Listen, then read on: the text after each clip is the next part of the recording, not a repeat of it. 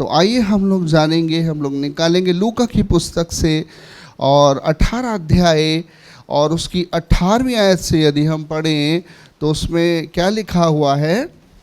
किसी सरदार ने उससे पूछा, हे उत्तम गुरु, अनंत जीवन का अधिकारी होने के लिए मैं क्या करूं? यीशु ने उससे कहा, तू मुझे उत्तम क्यों कहता है?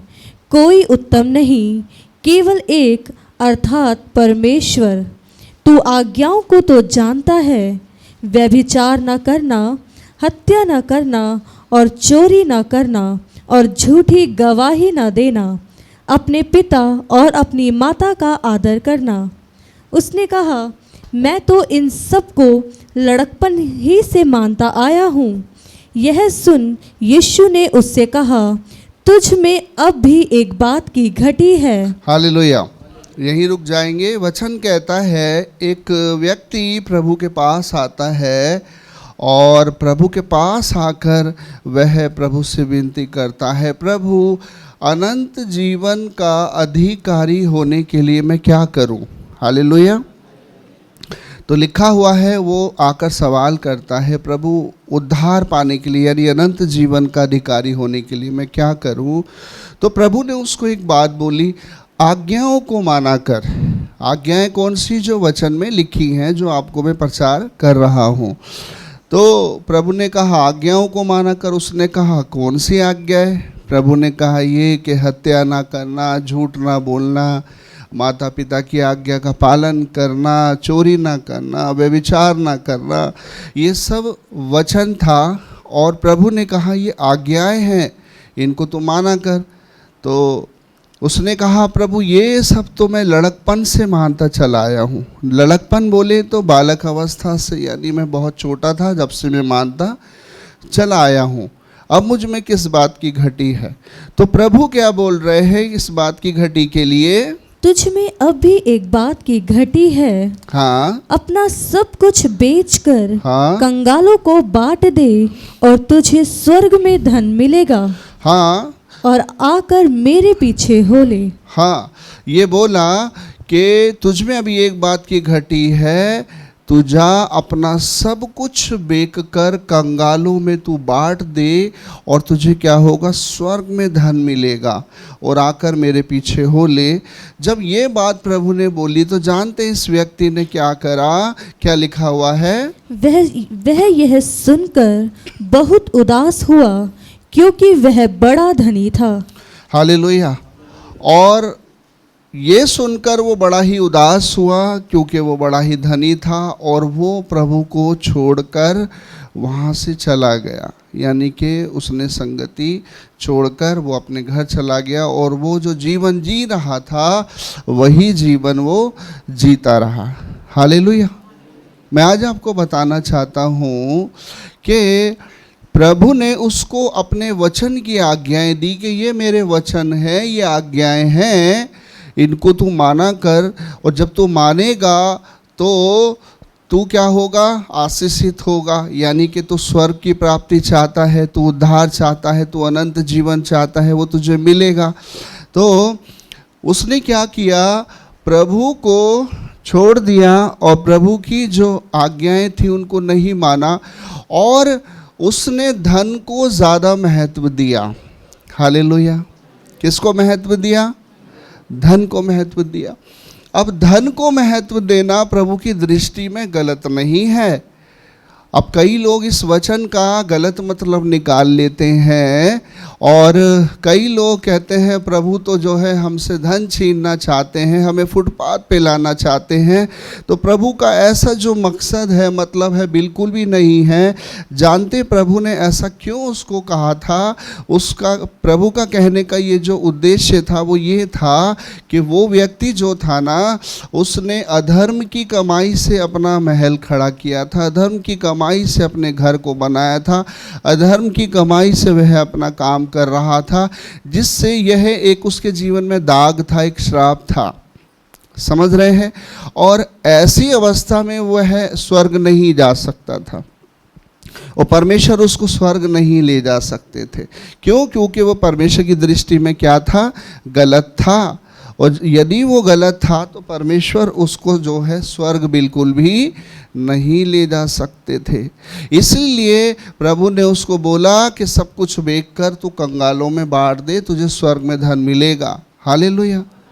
अब जरा सोचिए, अगर आप यहाँ आते हैं, आप यहाँ पर आराधना करें, प्रार्थना करें, प्रभु को महिमा दें, है ना, हर संडे आएँ, लेकिन आप अपने गलत काम ना छोड़ें। कोई भी गलत काम हो सकता है व्यभिचार कर रहे हैं, हो सकता है आपके भाई भाई में नहीं बनती, आपने किसी की प्रॉपर्टी हत्या रखी है, हो सकता है आपने किसी का धन चुराया हुआ है, हो सकता है कि आप किसी भी बात में गलत हो सकते हैं, आपने कोई ऐसा गलत काम किया है। अब जिसके चलते आप हर संडे आप आकर आराधना करें, ठीक है, और यहाँ से जब जाएं तो फिर वही गलत काम में फंस जाएं। इस अवस्था में मान लीजिए यदि आपके प्राण निकल जाएं, कभी भी हो सकता है, कभी भी जब भी प्राण निकल जाएं तो क्या होगा कि आप परमेश्वर के सामने जो जाएंगे ना, वो दोषी हालत में जाएंगे, यानी दोषी अवस्था में जाएंगे। समझ रहे हैं बात को? आपका उद्धार नहीं हुआ, क्योंकि आप जब यहाँ आते थे तो आप क्या करते थे? परमेश्वर को धन्यवाद देते थे, महिमा देते थे, आदर देते थे। लेकिन अचानक कभी हार्ट अटैक हो गया, एक्सीडेंट हो गया, कुछ भी हो सकता है, आपके प्राण निकल गए, तो आपने क्या करा? यहाँ जब तक होते थे तो प्रभु को महिमा देते थे और आदर देते थे, लेकिन यहाँ से जाने के बाद आप वही गलत काम करते थे। तो इस अवस्था में आप क्या हुए? आप गुनाहगार ठहरे गए, आप जो है आपका उद्धार नहीं हुआ और आप क्या हो गए? आपको स्वर्ग प्राप्त नहीं होगा, यानी अनंत जीवन प्राप्त नहीं होगा। हालेलुया। और आपको जहाँ जाना चाहिए था, यानी परमेश्वर के स्वर्ग में जाना चाहिए था, उद्धार पाना चाहिए था, आप वहाँ नहीं गए और आप वो जगह चले गए जहाँ आपको नहीं जाना चाहिए था, यानी कि नरक। हालेलुया। तो मैं आपको बताना चाहता हूँ, आज बहुत सारे जो है लोग वो यही गलती करते हैं कि वह वो दोहरा जीवन जीते, वो प्रभु में भी जी रहे होते हैं और अपना सांसारिक जीवन भी जी रहे होते हैं। तो आज जब तक हम अपनी मानसिकता को नहीं बदलेंगे तो हमको भी स्वर्ग प्राप्त नहीं हो सकता, हमें भी उद्धार प्राप्त नहीं हो सकता। तो ये व्यक्ति भी तो यही गलती कर रहा है। क्या गलती कर रहा है? ये यही तो कर रहा है कि ये एक सांसारिक जीवन जी रहा है और प्रभु की संगति में भी आता है। एक दिन इसको बन पड़ा तो इसने पूछ लिया, प्रभु आप मुझे बताएं अनंत जीवन का अधिकारी होने के लिए मैं क्या करूं? तो प्रभु ने बोला ना इसको कि क्या कर? आज्ञाओं को माना कर। और आज्ञाएं क्या है? ये परमेश्वर का वचन जो मैं आपको सिखा रहा हूँ, जो आप घर भी पढ़ते हैं, जो आपके हाथ में भी है, ये जो परमेश्वर का वचन है, जब तक आप इस वचन को नहीं मानेंगे, अपने जीवन में धारण नहीं करेंगे, इस वचन पे नहीं चलेंगे ना, आपका उद्धार नहीं हो सकता। हालेलुया। मत्ती 7:21 में लिखा हुआ है, जो मुझसे हे प्रभु कहते हैं, उनमें से कोई भी स्वर्ग के राज्य में प्रवेश नहीं करेगा। कोई भी का मतलब यानी कोई भी, चाहे वो अंबानी क्यों ना हो, अडानी क्यों ना हो, एलन मस्क क्यों ना हो, कोई भी हो, वो परमेश्वर के राज्य में प्रवेश नहीं कर सकता। केवल वही जो मेरे स्वर्गीय पिता की इच्छा पर चलता है, यानी परमेश्वर के वचन पर जो चलता है ना, प्रभु की नज़रों में उसी की वैल्यू है भैया। अगर आप सोचें कि हम जो है हर संडे तो जाते ही हैं, प्रभु को महिमा तो आदर तो देते ही हैं, वर्शिप तो करते ही हैं, तो कहीं ना कहीं प्रभु हमें क्या करेगा? हमारी जो है प्रमोशन कर देगा, या फिर हमारी जो है क्या करेगा? हमारी तरफ ध्यान देगा, हमारी तरफ निगाह लगाएगा। तो ऐसा नहीं होगा। प्रभु जो है ना अपने वचन से बंधा हुआ है, और प्रभु अपने वचन से जो बंधा हुआ है, इसके लिए उसकी निगाह के अंदर सब बराबर है। यहाँ से लेके वहाँ तक जितने लोग हैं ना, सब प्रभु की नज़रों में इक्वल हैं, एक बराबर हैं। प्रभु किसी से भी पक्षपात नहीं करेगा। अंबानी है, उससे भी वो वचन के द्वारा न्याय करेगा, और यदि एक गरीब आदमी भी है, उससे भी वो क्या करेगा? वचन के द्वारा ही न्याय करेगा। हालेलुया।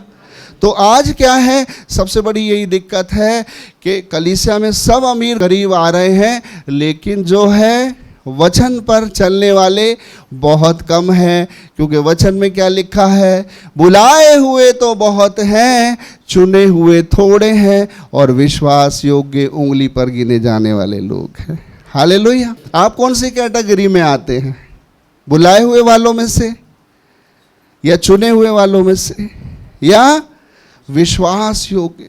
विश्वास योग्य व्यक्ति कौन होता है जानते हैं?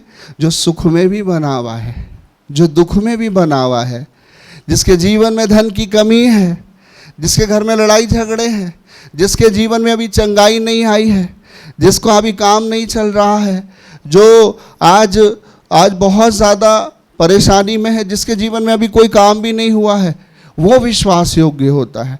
और क्या है, वो लगातार प्रभु के भवन में आएगा, प्रभु की महिमा करेगा, प्रभु को आदर करेगा, और वो सिर्फ और सिर्फ इस बात पर ध्यान देगा कि मेरे किसी काम से मेरा प्रभु मुझसे नाराज ना हो जाए। हालेलुया। मुझसे बस नाराज ना हो, दुनिया रूठे तो रूठे, मेरा प्रभु मुझसे ना रूठे।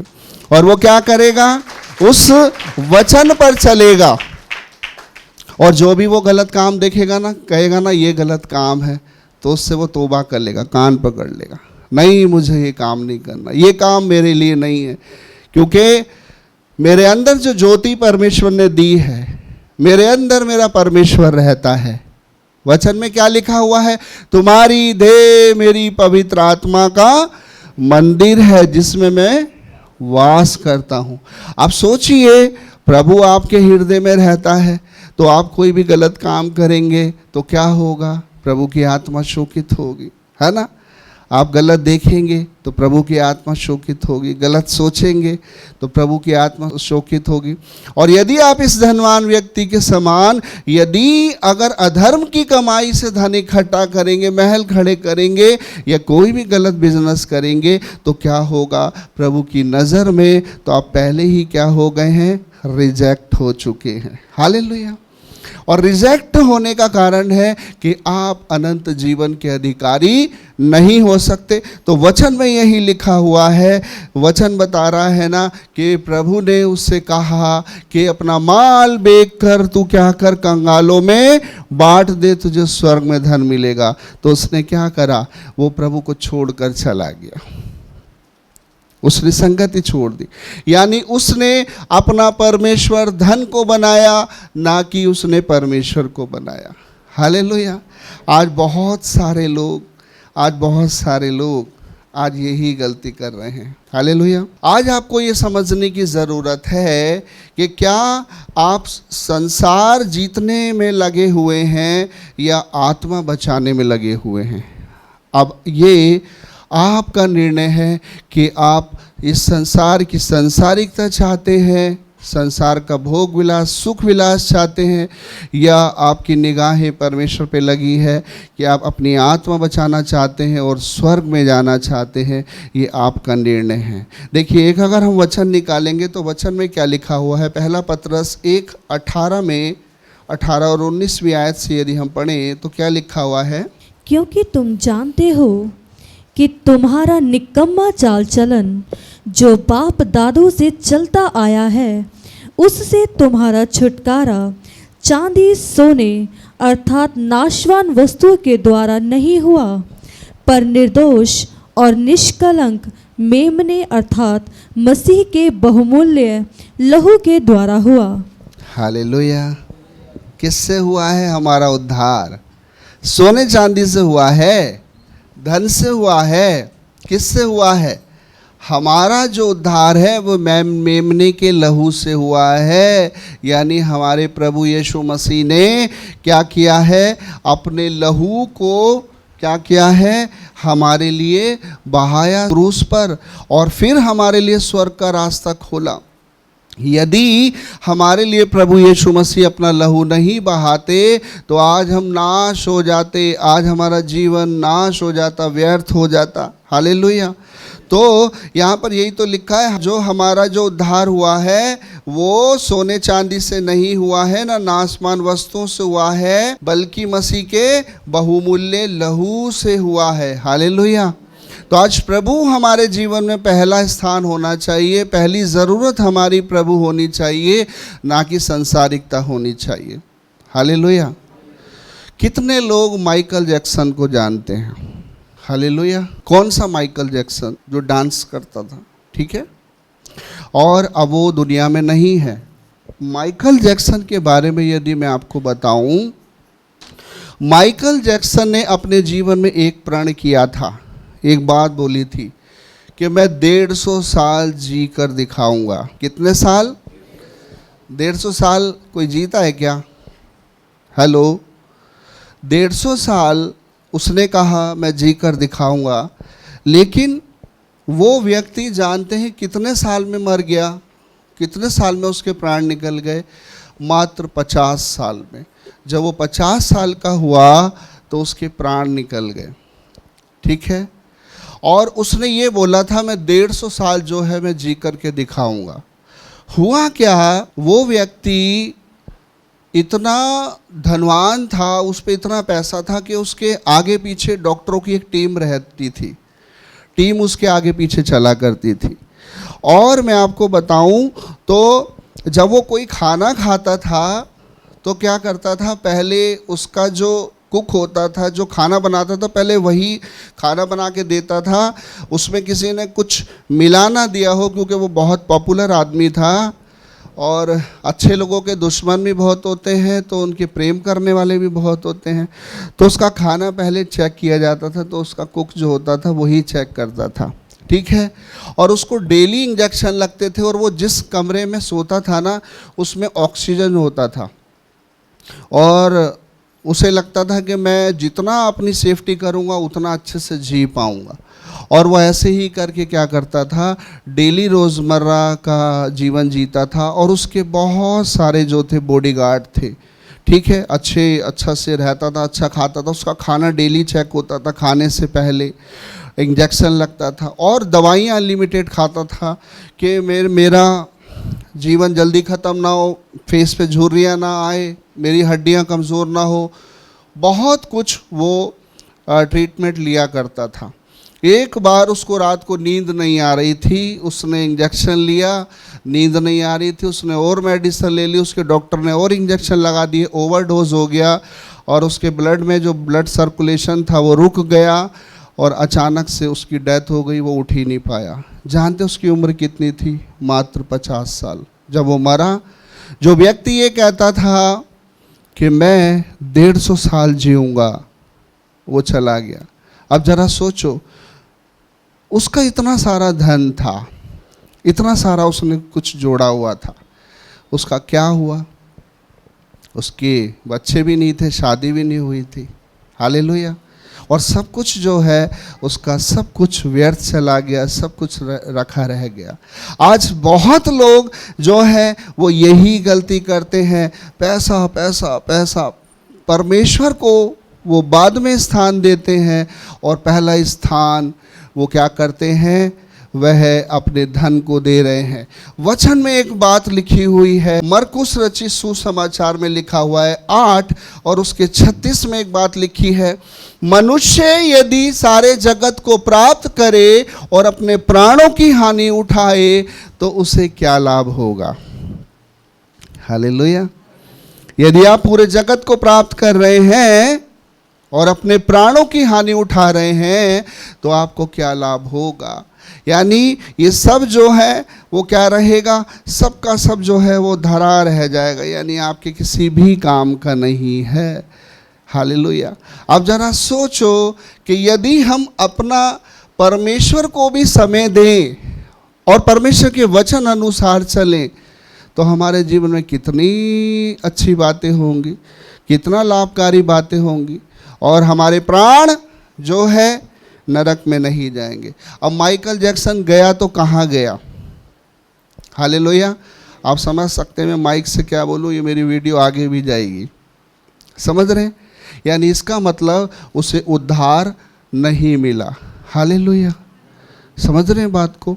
अब ज़रा सोचो, आज कई बार ऐसे ही गलती हम भी कर रहे होते हैं। हालेलुया, प्रेज द लॉर्ड, महिमा कर रहे होते हैं, प्रभु को आदर दे रहे होते हैं, पर हमारे अंदर भी छोटी छोटी छोटी छोटी कमियां होती हैं। मैंने बहुत लोगों को देखा है, कलीसिया में आने वाले भी कई जगह गलत हो जाते हैं। समझ रहे हैं? अब ज़रा सोचो कि आज हमें कितना अपने आप को बदलने की आवश्यकता है। अगर हम एक वचन और निकालें तो देखो, वचन में लिखा है, पहला यूहन्ना की पुस्तक और उसका जो है 2 अध्याय और उस 15 आयत में देखो क्या लिखा हुआ है। तुम ना तो संसार से और न संसार में की वस्तुओं से प्रेम रखो। यदि कोई संसार से प्रेम रखता है तो उसमें पिता का प्रेम नहीं है, क्योंकि जो कुछ संसार में है, अर्थात शरीर की अभिलाषा और आँखों की अभिलाषा और जीविका का घमंड, वह पिता की ओर से नहीं परंतु संसार ही की ओर से है। हालेलुया। किसकी अभिलाषा? आँखों की अभिलाषा, शरीर की अभिलाषा, ये किसकी ओर से है? पिता की ओर से है क्या? किसकी ओर से है? संसार की ओर से है। और हम उस भोग विलास को पाने के लिए रात दिन भागा दौड़ी, ये करना वो करना बहुत लोग लगे रहते हैं। जब कई बार मैं अपने क्षेत्रों में जाता हूँ, यहाँ से भी प्रचार करता हूँ और शाम वाले चर्च में भी मैं प्रचार कर रहा होता हूँ कई बार, तो कई लोगों को मैं देखता हूँ, आज वो नहीं आया, आज वो नहीं आया, आज वो नहीं आया। तो मैं अगली बार जब आते हैं मैं पूछता हूँ, आप क्यों नहीं आए? तो उनके छोटे छोटे से एक्सक्यूज़ होते हैं। क्या होते हैं? भैया बहुत ज़रूरी काम था इसलिए हम नहीं आ पाए। किसी से पूछता हूँ, अरे आप बहुत दिनों बाद आए, क्या हुआ? तो बताते हैं, भैया आओ हल्का सा सर में दर्द हो गया था। कोई कहता है, भैया घर में मेहमान आ गए थे। अगर किसी से पूछता हूँ, भैया बस थोड़ा मन नहीं कर रहा था, मौसम खराब था। हालेलुया। समझ रहे हैं बात को? मैं आपसे पूछना चाहता हूँ, जो ऐसा बोलते हैं, अभी मेरे क्षेत्र में एक जगह हल्की सी बारिश हो गई, थोड़ी सी, और थोड़ा पानी भर गया, ज़्यादा नहीं भरा था, और मैं पहुँच गया मीटिंग लेने के लिए। और मैं आपको बताऊं, इन दिनों मेरी कमर में बड़ा दिक्कत है, मैं ओला ओवर से ही जा रहा हूं, अपनी बाइक यूज़ नहीं कर रहा। तो मैं पहुंच गया और वहां पे कोई भी नहीं आया, सिर्फ 4 लोग बैठे हुए, कम से कम 10-12 लोग हो जाते हैं, पर 4 लोग बैठे हुए। मुझे बड़ा ख़राब लगा। मैं इस बारिश में मैं खुद चल कर आ रहा हूँ, अपने मेरी कमर की दिक्कत चल रही है, मैं तो भी आ रहा हूँ, और यहाँ आसपास के अगल बगल के लोग, पिछली गली के लोग, वो निकल कर नहीं आ रहे हैं। मुझे सुनकर और देखकर बड़ा ख़राब लगा। मैंने 4 लोगों में मीटिंग ली और मैं आ गया। मैं आपको एक बात बताना चाहता हूँ, वचन में एक बात लिखी हुई है, जो जैसा बोएगा वैसा ही काटेगा।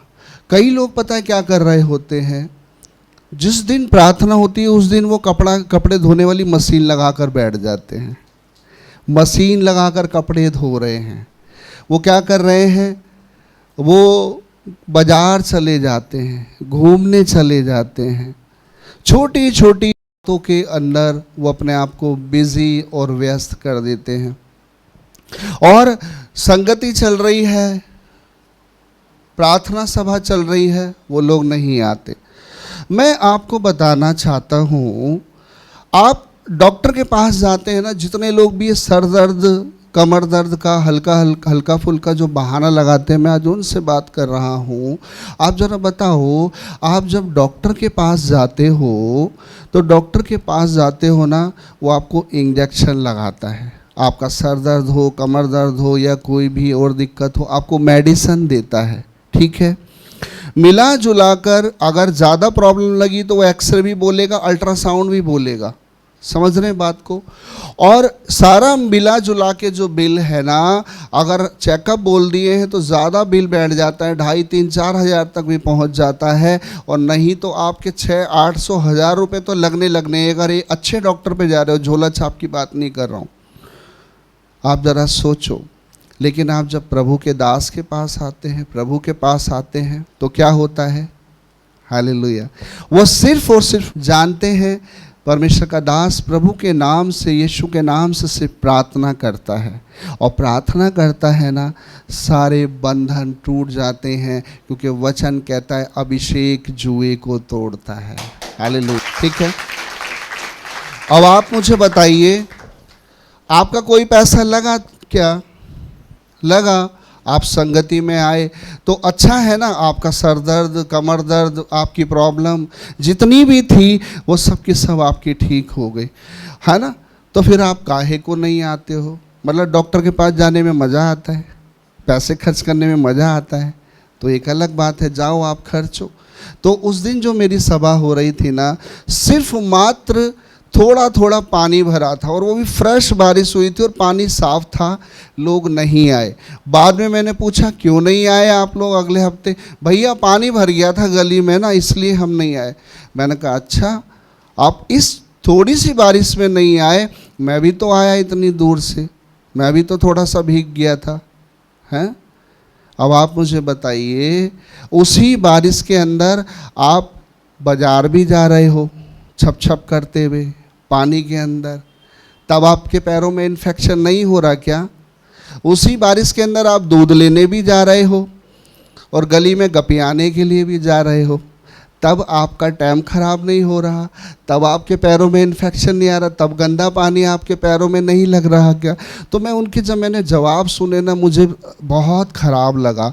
मैंने कहा देखो प्रभु, आज वचन कहता है मेरा ज्ञान ना होने से मेरी प्रजा नाश हो गई। आज लोगों के पास वचन नहीं होगा ना, ज्ञान नहीं होगा ना, मैं सच बता रहा हूँ, वो नाश हो जाएंगे। जिनके पास यीशु मसीह का वचन नहीं है, परमेश्वर नहीं है, वो नाश होंगे, क्योंकि वचन कहता है जिसके पास पुत्र है उसके पास जीवन है।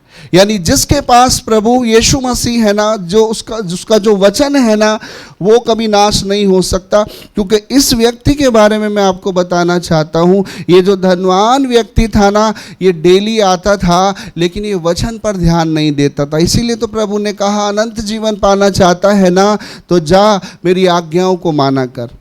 तभी तो इसने ये क्वेश्चन पुटअप किया कि कौन सी आज्ञा है। यदि इसको मालूम होता तो ये पूछता ही नहीं। इसने पूछा, इसका मतलब ये होता है इसको आज्ञा मालूम ही नहीं थी। और प्रभु ने जब इसको बोला ना कि बेटा अपना माल बेच कर कंगालों को बांट, तुझ में एक बात की घटी है, तो ये हैरान हो गया।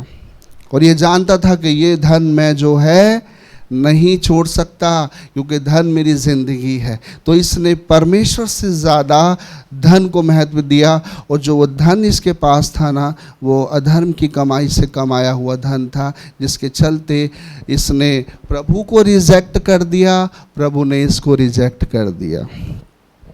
हालेलुया। आप कौन सी कैटेगरी में आना चाहते हैं? हेलो, अरे मुझे देख रहे हो, बताओ ना। हैं? धन बेचना चाहते हो?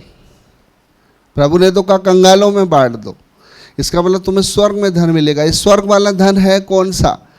स्वर्ग है ऐसी सुंदर जगह, यीशु मसीह रहता वहाँ, जहाँ भूख नहीं, जहाँ प्यास नहीं, जहाँ लड़ाई नहीं, जहाँ झगड़े नहीं, जहाँ बीमारी नहीं। हाँ, 70 साल की उम्र में यहाँ आ जाते हो ना, तो आप कहते हो हे प्रभु मुझे उठा ले, मेरी सास ने तो मुझे बड़ा दुखी कर रखा है? और एक पति कहती है पति ने मुझे बड़ा दुखी कर रखा है, उठा ले प्रभु, अभी उठा ले। रोज पी के आ जाता है, पैसे भी मुझसे ही मांगता है। हैं? और हम तो बुराड़ी में रह के परेशान हैं यहाँ के गड्ढों से। हम भी कहते हैं प्रभु टिकट कटवा ले या फिर हमें कहीं दूसरी जगह ले जा। हम भी परेशान हैं। अब ज़रा सोचो, अरे जो आप नाक कान में ये पहन कर बैठे हो ना, थोड़े थोड़े ग्राम का, स्वर्ग की सड़कें हैं, वहाँ पर सोने की सड़कें हैं। स्वर्ग के अंदर जितना चाहे बटोर लेना, फिर भी कम नहीं पड़ेगा, क्योंकि प्रभु का स्वर्ग है, वो धरती नहीं है। हालेलुया। सोचो वहाँ पे वातावरण भी कितना अच्छा है, वहाँ का माहौल कितना अच्छा है। वहाँ गाली देने वाले नहीं मिलेंगे, लड़ने वाली सास नहीं मिलेगी, पीटने वाला पति नहीं मिलेगा। वहाँ सब बहन भाई होंगे। आपको मालूम है? कितने लोग जानते हैं? तो वहाँ पे अपने पति को भी भैया भैया बोलना। समझ रहे बात को? अब बहुत लोग हैरान हो रहे होंगे, भैया क्यों बोलें? तो बोलना पड़ेगा, वहाँ पे पवित्रता है, वहाँ ये रिश्ते नहीं चलने वाले, चाची नानी फूफी ताई सब यहीं के हैं। और यहाँ 70 साल की ज़िंदगी है, और वहाँ की कितनी ज़िंदगी मालूम है? हज़ारों साल की ज़िंदगी। अब 70 साल की ज़िंदगी में आप कहते हो प्रभु बुला ले, थक गए, परेशान हो गए, ये जीवन मेरा बड़ा ख़राब है। अब सोचो, स्वर्ग में हज़ारों साल की ज़िंदगी है जिसमें आपको कमाना भी नहीं पड़ेगा, फैक्ट्री गोदाम कहीं नहीं जाना पड़ेगा, सब कुछ आप आँख बंद करोगे, प्रभु मुझे इस चीज़ की आवश्यकता है, तो स्वर्गदूत आकर खड़े हो जाएंगे, कहेंगे क्या हुक्म है मेरे आका, और आकर जो आप मांगोगे ना वो आपको दे देंगे। अब ज़रा सोचो, फिर काहे को जल्दी नहीं होगी? मैं तो सोचता हूँ भैया जल्दी चले जाएं, परेशान हैं हम यहाँ से धरती पर रहने से। तो सोचो, फिर काहे को पैसे के पीछे भागते हो, काहे को इतनी टेंशन लेते हो, काहे को लड़ाई झगड़ों में फंसते हो, काहे को हेरा फेरी में रहते हो? आप सीधा ये कहो ना, प्रभु मुझे सिर्फ तू चाहिए, मुझे और कुछ नहीं चाहिए, मुझे यहाँ भी अच्छा जीवन दे जब तक भी हूँ, लेकिन मैं हेरा फेरी से नहीं रहना चाहता, मैं दुख दुविधा में यहाँ नहीं रहना चाहता, ना ही गलत जीवन जीना चाहता हूँ, मैं आपके साथ यहाँ जीना चाहता हूँ।